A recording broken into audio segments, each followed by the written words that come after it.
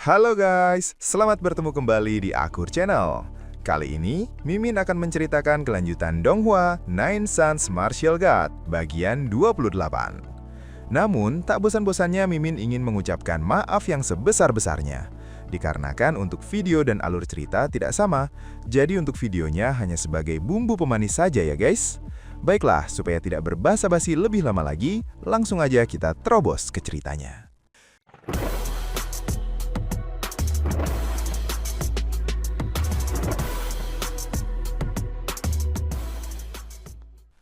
Pada episode sebelumnya, diceritakan mata Ye Yunfei menajam saat komisi Xiao Liuidan ditolak.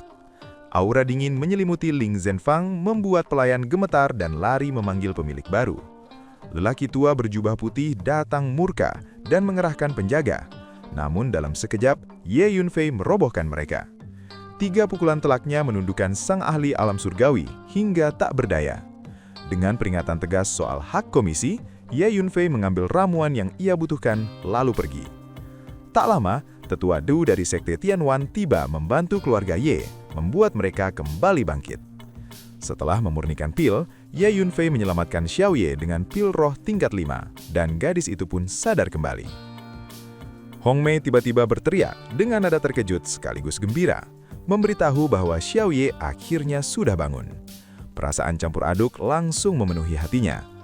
Pada saat yang sama, ia juga menyadari bahwa tuan muda Ye Yunfei akhirnya telah kembali. Xiao Ye yang baru saja sadar, tampak terkejut sekaligus gembira ketika melihat Ye Yunfei. Ia segera menceritakan bahwa banyak penjahat telah menyerang keluarga Ye dan membunuh orang di mana-mana. Saat itu pula, wajahnya yang semula pucat perlahan mulai memerah. Ye Yunfei tersenyum lembut. Ia menenangkan Xiao Ye dan menjelaskan bahwa semua penjahat tersebut telah ditangkap olehnya. Mengetahui Xiao Ye baik-baik saja membuat hatinya terasa jauh lebih lega. Setelah itu, Ye Yunfei diperintahkan Hong Mei untuk terus menjaga Xiao Ye. Mulai sekarang, Hong Mei diminta tinggal di tempat itu bersama Xiao Ye. Mendengar keputusan tersebut, Hong Mei sangat gembira hingga segera berlutut di hadapan Ye Yunfei untuk menyampaikan rasa terima kasihnya.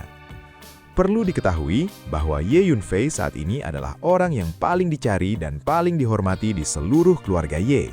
Kedudukannya di hati keluarga Ye bahkan telah melampaui Ye Tianpeng sendiri. Hong Mei sangat memahami hal ini. Baginya, mengikuti Ye Yunfei sama seperti melesat cepat menuju kekuasaan dan status yang tinggi. Sejak saat itu, bukan hanya para pelayan dan anggota keluarga Ye biasa, tetapi bahkan para tetua dan kepala keluarga pun mungkin akan memperlakukannya dengan cara yang berbeda. Ye Yunfei segera mengulurkan tangannya dan menyuruh Hong Mei bangkit. Ia tidak menyukai formalitas semacam itu. Setelah itu, ia kembali menasihati Xiao Yue agar fokus pada pemulihan tubuhnya. Dengan senyum tipis, Ye Yunfei lalu bertalik dan berjalan keluar dari ruangan. Tak lama kemudian, Ye Yunfei menemui Ye Tianpeng. Ia mengeluarkan sejumlah besar pil spiritual dan memintanya segera membagikan pil penyembuhan tersebut kepada anggota klan yang terluka. Ye Tianpeng menatap tumpukan pil itu dengan wajah tercengang, bertanya-tanya dari mana asal ramuan-ramuan itu. Namun, Ye Yunfei meminta ayahnya untuk tidak memikirkan hal itu terlebih dahulu, dan segera membagikan pil-pil tersebut kepada anggota keluarga Ye yang terluka. Ye Tianpeng hanya bisa tersenyum kecut, menghentikan pertanyaannya, dan segera pergi menjalankan perintah itu. Dalam hatinya, ia menyadari bahwa dirinya sudah tidak lagi benar-benar memahami putranya. Anak ini sungguh luar biasa. Setelah meminum pil penyembuhan dari Ye Yunfei, para anggota keluarga Ye yang terluka parah dan bahkan sempat pingsan mulai pulih satu persatu. Perlu dicatat bahwa kali ini, Ye Yunfei hanya memberikan pil penyembuhan tingkat 4. Meski begitu, efek terapeutiknya sungguh luar biasa. Bahkan seseorang yang sudah setengah mati pun masih bisa diselamatkan. Ye Tianpeng bersama beberapa tetua keluarga Ye pun mulai mengatur ulang seluruh keluarga. Beberapa hari kemudian, keluarga Ye perlahan kembali menjalani kehidupan normal. Meskipun ada beberapa anggota keluarga Ye yang meninggal dalam kejadian tersebut, kerugian secara keseluruhan tidak terlalu besar. Tak lama berselang, keluarga Ye kembali menjadi keluarga paling berpengaruh di kota Bulan Sabit. Melihat keluarga Ye perlahan pulih, Ye Yunfei akhirnya menghela nafas lega. Namun, di dalam hatinya, ia tahu bahwa tanpa menghancurkan keluarga Li di kota kekaisaran, keluarga Ye tidak akan pernah benar-benar aman. Ia menatap ke arah kegelapan kota dengan mata yang dipenuhi niat membunuh. Ye Yunfei teringat kesepakatannya dengan pangeran ketiga untuk pergi ke ibu kota dan berpartisipasi dalam kompetisi yang akan diadakan sebulan kemudian. Jika dihitung, waktu yang tersisa hanya sekitar 10 hari. Sementara itu perjalanan dari kota Bulan Sabit ke kota Kekaisaran membutuhkan waktu setidaknya 5 atau 6 hari. Setelah mempertimbangkan semuanya, ia menyadari bahwa sudah waktunya berangkat ke ibu kota. Dengan kepribadiannya, Ye Yunfei tidak pernah mengingkari janji. Begitu ia berjanji kepada pangeran ketiga, ia pasti akan menepatinya. Selain itu, ia juga harus pergi ke ibu kota untuk menyelesaikan urusan dengan keluarga Li. Namun, kekhawatiran terbesar Ye Yunfei adalah keselamatan keluarganya. Ia bertanya dalam hati, bagaimana jika hal serupa terjadi lagi setelah dirinya meninggalkan kota Bulan Sabit. Ia sadar bahwa dirinya telah menciptakan terlalu banyak musuh, mulai dari keluarga Li di kota Kekaisaran, ketua pavilion Xiaoyao, tetua Ding, Qin An, Xiao Wuhen, putra ketiga Perdana Menteri Xiao, hingga kepala Lou dari bengkel Lingzhen di kota Yuanmun. Keluarga Ye jelas bukan tandingan mereka. Terlebih lagi, keluarga Ye saat ini masih terlalu lemah dan tidak memiliki satupun pakar alam surgawi yang mampu melindungi mereka. Di kehidupan sebelumnya, Ye Yunfei telah mengalami tragedi kehancuran keluarga dan kematian ayahnya. Dalam kehidupan ini, ia tidak ingin tragedi itu terulang kembali. Ia sempat memikirkan untuk membangun susunan besar di kediaman keluarga Ye sebagai pelindung. Jika kekuatan formasi tersebut setara dengan seorang seniman bela diri alam Suan, maka tidak seorang pun di seluruh kerajaan Qin Agung akan mampu melukai keluarga Ye. Ye Yunfei pun tenggelam dalam pemikiran. Sebagai Kaisar Langit, ia memiliki pencapaian yang sangat tinggi dalam formasi. Bahkan susunan ilahi legendaris yang belum sempurna pun pernah ia pelajari. Namun membangun formasi besar setingkat alam Suan membutuhkan material formasi yang sangat banyak dan berharga. Selain itu, hampir dapat dipastikan bahwa material seperti itu tidak tersedia di kota Bulan Purnama. Karena itulah, metode tersebut belum memungkinkan untuk saat ini. Dengan kening berkerut, Ye Yunfei akhirnya menemui tetua Du. Ia secara langsung menyampaikan gagasannya agar anggota keluarga Ye tinggal sementara di markas sekte Tianwan. Mendengar usulan itu, tetua Du tampak terkejut.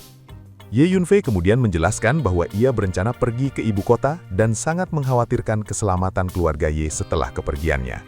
Tetua Du pun ragu sejenak, lalu menyatakan bahwa ia perlu berkonsultasi terlebih dahulu dengan tetua Ren dan ketua sekte, karena di sekte Tianwan keputusannya sendiri tidak cukup menentukan. Ye Yunfei mengangguk setuju. Tetua Du segera mengirim pesan melalui burung pembawa pesan.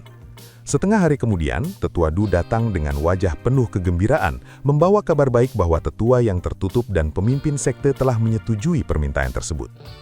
Ye Yunfei menyampaikan rasa terima kasihnya dengan tulus, menyatakan bahwa ia berhutang kepada sekte Tianwan dan pasti akan membalas kebaikan ini. Dalam hatinya, ia telah memutuskan untuk mendukung sekte Tianwan dan menjadikan sekte yang kuat dan berpengaruh. Meskipun bukan sekte utama di Kekaisaran Qin, sekte Tianwan adalah sekte besar yang dihormati di seluruh wilayah timur. Ye Yunfei pun meminta tetua Du untuk menyampaikan kepada tetua Ren dan ketua sekte bahwa ia pasti akan membuat sekte Tianyuan bangkit kembali. Setelah itu, Ye Yunfei segera menemui Ye Tianpeng dan beberapa tetua keluarga Ye untuk membahas pemindahan seluruh anggota klan. Mendengar rencana tersebut, Ye Tianpeng dan para tetua tampak terkejut. Bagaimanapun, keluarga Ye memiliki banyak bisnis di kota Bulan Sabit dan wilayah sekitarnya, dengan keuntungan harian yang cukup besar. Jika seluruh klan pergi, keuntungan itu kemungkinan besar akan hilang. Namun, setelah dibujuk oleh Ye Yunfei, para tetua akhirnya setuju. Ia pun memerintahkan seluruh anggota klan untuk mengemasi barang-barang mereka dan bersiap berangkat.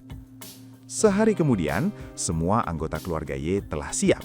Ye Yunfei kemudian meminta bantuan tetua Du untuk sementara mengurus keluarga Ye. Ia mengeluarkan 10 pil roh tingkat 5 dan menyerahkannya kepada tetua Du sebagai imbalan atas bantuan sekte Tianyuan. Melihat 10 pil roh tingkat 5 itu, tetua Du langsung terkejut. Matanya membelalak, pikirannya kosong, dan wajahnya penuh dengan ketidakpercayaan. Perlu diketahui bahwa ramuan terberharga yang pernah dimiliki sekte Tianyuan hanyalah ramuan tingkat 4. Untuk pil roh tingkat 5, sekte tersebut bahkan tidak memiliki satu pun. Kini, Ye Yunfei tiba-tiba mengeluarkan 10 pil roh tingkat 5. Bagi tetua Du, hal ini terasa terlalu berlebihan untuk diterima. Tetua Du melihat Ye Yunfei dengan raut tidak percaya, hatinya bergetar hebat. Ia menelan ludah dengan susah payah, tenggorokannya terasa kering sambil memastikan apakah pil yang ada di hadapannya benar-benar pil penambah semangat kelas 5. Meski sulit mempercayainya, inderanya dengan jelas merasakan bahwa kualitas pil spiritual itu jauh melampaui pil tingkat 4. Jika ini bukan pil tingkat 5, maka tidak ada penjelasan lain yang masuk akal. Ke-10 pil tersebut memang pil spiritual tingkat 5 yang asli. Ye Yunfei menenangkan tetua Du dengan senyum tipis, menegaskan bahwa tidak ada yang perlu diragukan. Namun, tetua Du tetap tersenyum kecut. Ia tahu betul bahwa jangankan 10 pil tingkat 5, bahkan satu saja sudah cukup membuat keluarga keistirawaan dan 4 sekte utama Kekaisaran Qin berebut mengundang keluarga Ye untuk tinggal di wilayah mereka. Nilainya terlalu berharga, sehingga ia merasa Ye Yunfei harusnya menarik ucapannya. Namun Ye Yunfei justru menyatakan dengan tenang bahwa pil spiritual tingkat 5 bukanlah sesuatu yang istimewa baginya. Jumlahnya bahkan bisa dikatakan sebanyak yang diinginkan. Sikapnya yang terlalu santai membuat tetua Du semakin terkejut, hingga muncul dugaan yang hampir mustahil. Mungkinkah Ye Yunfei sendiri yang meracik pil-pil tingkat 5 ini? Ye Yunfei tidak menjelaskan apapun. Ia hanya meminta tetua Du menerima pil-pil itu dengan tenang. Akhirnya, dengan hati berdebar, tangan gemetar, dan sikap sangat hati-hati, tetua Du menerima 10 pil spiritual tingkat 5 tersebut dan menyimpannya dengan cermat di dalam cincin spasialnya. Tetua Du kemudian mengajak Ye Yunfei kembali ke sekte Tianwan dan mengingatkan Ye Yunfei agar berhati-hati dalam setiap langkah saat tiba di ibu kota. Ye Yunfei mengangguk dengan tenang. Tak lama kemudian, Ye Tianpeng, beberapa tetua dan anggota keluarga Ye datang untuk mengucapkan perpisahan. Ye Tianpeng menjelaskan bahwa masih ada beberapa anggota senior dan pelayan keluarga Ye yang memilih tetap tinggal di kota Yuanmei untuk menjalankan bisnis keluarga. Mereka telah diatur agar tidak kembali ke kediaman Ye dan tinggal di tempat lain demi menghindari perhatian. Ye Yunfei mengangguk membiarkan keputusan itu. Kemudian muncul persoalan ratusan anggota keluarga Li dari kota Kekaisaran yang masih ditahan di luar gerbang kota. Ye Yunfei memutuskan dengan dingin bahwa mereka semua harus dibunuh tanpa satupun yang dibiarkan hidup. Ye Tianpeng menerima keputusan itu dengan tegas dan segera mengatur orang-orangnya. Tak lama kemudian, di luar gerbang kota, ratusan anggota keluarga Li dipenggal. Darah mengalir seperti sungai, menciptakan pemandangan yang mengguncangkan jiwa. Sebelum berpisah, Xiao Wei menatap Ye Yunfei dengan mata berkaca-kaca, penuh ketidakrelaan. Di saat yang sama, sekelompok besar murid-murid Jin Feng yang mengidolakan Ye Yunfei mengucapkan perpisahan dengan lantang. Akhirnya, tetua Du memimpin rombongan besar murid sekte Tianwan mengawat keluarga Ye meninggalkan kota Yuanmei menuju markas sekte. Melihat keluarganya pergi dengan perlindungan sekte Tianwan, Ye Yunfei akhirnya merasa benar-benar lega. Dengan 7 ahli alam Suan di dalam sekte itu, keselamatan keluarga Ye terjamin. Setelah itu, Ye Yunfei mendatangi kediaman penguasa kota. Penguasa kota secara pribadi menyambutnya dengan penuh antusias. Ye Yunfei menyampaikan rasa terima kasihnya atas surat peringatan yang dikirim tepat waktu dan menyerahkan 5 pil spiritual tingkat 5 sebagai tanda balas budi. Surat itulah yang memungkinkan Ye Yunfei kembali tepat waktu dan menyelamatkan seluruh keluarga Ye. Penguasa kota terkejut hingga hampir jatuh ke kursinya. Ia sulit mempercayai bahwa 5 pil spiritual tingkat 5 benar-benar ada di hadapannya. Setelah Ye Yunfei menjelaskan dengan rinci, barulah ia yakin. Sebagai seorang ahli alam surgawi, ia mampu merasakan dengan jelas perbedaan kualitas pil tersebut. Kesadaran itu membuatnya sangat gembira, karena 1 pil tingkat 5 saja bisa dilelang dengan harga jutaan kristal spiritual. Dengan penuh semangat, penguasa kota menyatakan bahwa mulai saat itu, urusan keluarga Ye adalah urusannya. Ye Yunfei kemudian meminta satu hal, agar penguasa kota menjaga seorang siswa Akademi Bulan Bundar bernama Zhu Mu yang sedang terluka. Zhu Mu sebelumnya terluka parah saat berusaha membantu keluarga Ye, dan Ye Yunfei tidak ingin temannya itu terseret lebih jauh ke dalam konflik. Penguasa kota langsung menyanggupi dengan antusias, berjanji memperlakukan Zhu Mu seperti saudara sendiri. Setelah meninggalkan kediaman penguasa kota, Ye Yunfei kembali ke kediaman Ye dan berjanji dalam hati bahwa suatu hari nanti ia akan membangun formasi pelindung setara alam Huan di sana, agar keluarga Ye dapat hidup tanpa rasa takut. Tak lama kemudian, Ye Yunfei diam-diam meninggalkan kota Bulan Bundar, menunggangi kuda naga banjir merah menuju kota Kekaisaran. Dengan izin tetua tertutup, ia terus menggunakan tunggangan itu. Saat mendekati tujuan, mata Ye Yunfei berkilat ajam, dipenuhi niat membunuh yang mengerikan. Ia tahu, langkah berikutnya akan membawanya langsung ke pusat badai, kediaman keluarga Li di kota kekaisaran.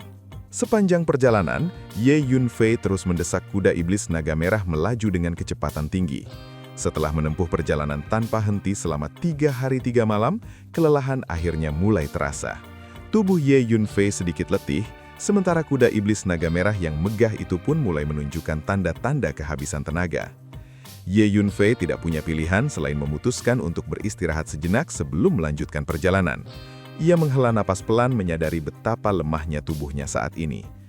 Di masa lalu, ketika masih menjadi kaisar langit, ia memiliki kekuatan supranatural yang mampu menembus seluruh alam. Bahkan menjelajahi seluruh jagat raya hanya membutuhkan waktu singkat. Kenyataan sekarang membuatnya hanya bisa menghela napas pasrah. Tak lama kemudian, sebuah kota besar tampak di kejauhan. Ye Yunfei memutuskan untuk beristirahat di sana dan segera menunggangi kuda iblis naga merah menuju kota tersebut. Kota tersebut bernama Kota Tianteng. Ukurannya jauh lebih besar dibanding kota Yuanye, bahkan luasnya setidaknya 10 kali kota Bulan Sabit. Jika dibandingkan, kota Bulan Sabit hanyalah wilayah terpencil dan terpisah dan miskin. Konon, kota Tianteng adalah salah satu kota terbesar di Kekaisaran Qin, hanya berada di bawah kota Kekaisaran. Ye Yunfei pernah mendengar nama kota ini, namun tak pernah menyangka akan benar-benar datang ke sini. Kota Tianteng tampak sangat makmur dan ramai. Orang-orang dari berbagai latar belakang berkumpul, menciptakan suasana penuh warna. Toko perhiasan, toko senjata, rumah lelang hingga restoran berjajar rapi di sepanjang jalan. Seni bela diri tampak sangat berkembang di kota ini. Jumlah praktisi bela diri begitu banyak, bahkan wanita dan anak-anak pun berlatih. Di jalanan, ahli alam bumi terlihat di mana-mana. Sesuatu yang sangat langka di kota Bulan Sabit, namun di sini terasa biasa. Ye Yunfei tidak tertarik menikmati kemakmuran kota. Ia hanya ingin makan dan beristirahat sejenak. Setelah berjalan menyusuri jalanan yang ramai, ia mencari tempat makan. Selama 3 hari 3 malam, ia hanya mengandalkan ransum kering dan sudah benar-benar bosan. Kehadiran kuda iblis naga merah langsung menarik perhatian banyak orang. Bisik-bisik kagum terdengar di sepanjang jalan. Banyak yang mengenali bahwa kuda itu bukan kuda biasa, melainkan binatang ajaib tingkat kelima yang sangat langka dan bernilai jutaan kristal roh. Orang-orang segera menyimpulkan bahwa Ye Yunfei pasti memiliki latar belakang luar biasa dan tidak boleh diprovokasi. Tak lama kemudian, sebuah restoran besar muncul di hadapan mereka. Bangunan kayu 3 lantai dengan nuansa kuno itu menggantung 3 lentera merah besar bertuliskan Drunken Immortal. Saat itulah Hu Miao tiba-tiba mengirim pesan telepati kepada Ye Yunfei, mengungkapkan keinginannya mencicipi makanan duniawi. Meski berada di inti terdalam, Hu Miao tetap bisa merasakan dunia luar dengan jelas. Ye Yunfei tersenyum setuju. Klan rubah surgawi kuno memang memiliki banyak kebiasaan mirip manusia, termasuk kegemaran pada makanan. Seberkas aura hijau samar muncul, diikuti hembusan angin harum. Hu Miao pun muncul di samping Ye Yunfei, mengenakan gaun tepis merah muda, bertubuh tinggi dan langsing, dengan wajah cantik dan pesona memikat yang sulit diabaikan. Ye Yunfei memimpin Hu Miao dan kuda iblis naga merah menuju restoran. Seorang pelayan segera menyambut dengan hormat dan membantu mengikat kuda. Setelah itu, Ye Yunfei memilih lantai 2. Pelayan mengantar mereka ke atas, di mana hampir semua meja telah terisi, menyisakan 1 meja kosong. Suasana lantai 2 awalnya sangat ramai, penuh latak dan perbincangan. Namun saat Ye Yunfei dan Hu Miao muncul, keheningan mendadak menyelimuti ruangan.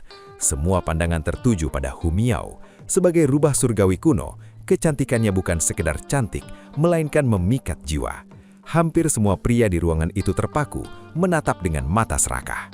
Pemandangan itu justru membuat Hu Miao terhibur.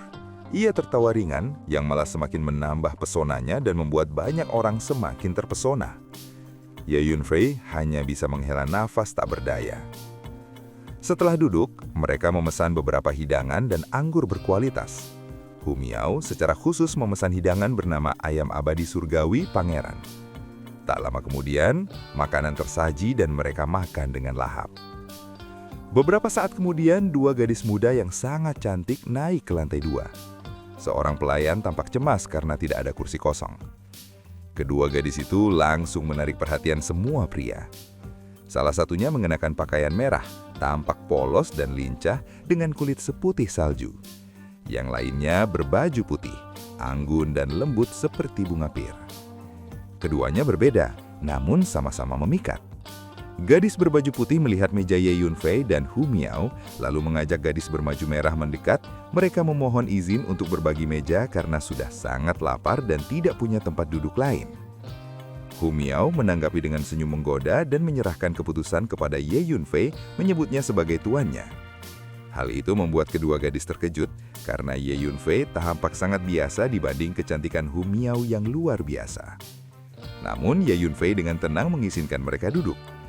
Meski kedua gadis itu menyembunyikan kekuatan mereka dengan baik, Ye Yunfei langsung mengetahui bahwa keduanya berada di alam surgawi. Namun sifat mereka yang rendah hati dan baik hati membuat Ye Yunfei tidak merasa terganggu. Hu Miao kembali menggoda Ye Yunfei melalui pesan rahasia. Namun Ye Yunfei hanya menyuruhnya fokus makan dan bersiap melanjutkan perjalanan. Kedua gadis itu pun dengan gembira memesan banyak makanan dan mulai makan dengan lahap. Tak lama kemudian, suasana menjadi akrab. Ketiga wanita itu mulai bergobrol dengan cepat. Sementara Ye Yunfei mendengar bahwa kedua gadis tersebut juga sedang menuju kota keikasaran. Salah satunya bahkan akan mengikuti kompetisi besar yang membuat Ye Yunfei sedikit terkejut. Sementara itu, para pria di lantai 2 memandang Ye Yunfei dengan campuran iri, cemburu, dan dengki. Seorang pemuda bertubuh kekar bersama beberapa orang berdiri dan berjalan mendekat berniat mengusir Ye Yunfei dari meja. Mereka mengancam dengan latar belakang keluarga Su di kota Tianteng, memeringatkan agar Ye Yunfei tidak mencari masalah. Ye Yunfei sedikit terkejut dan mengangkat kepala. Pandangannya tertuju pada seorang pemuda tampan berbaju putih yang duduk dekat jendela. Pemuda itu menatap Hu Miao dan kedua gadis lain dengan mata penuh keserakahan, terus menelan ludah. Jelas menunjukkan niat buruknya. Dan adegan ini pun mengakhiri pertemuan kita kali ini. Terima kasih kepada semua yang sudah menyimak dari awal sampai akhir video ini. Dan juga Mimin ingin mengucapkan terima kasih yang sebesar-besarnya kepada semua yang sudah subscribe Akur Channel. Semoga semuanya dimudahkan rezekinya dan dilancarkan segala urusannya, juga disehatkan selalu setiap saat dan terhindar dari segala penyakit. Amin.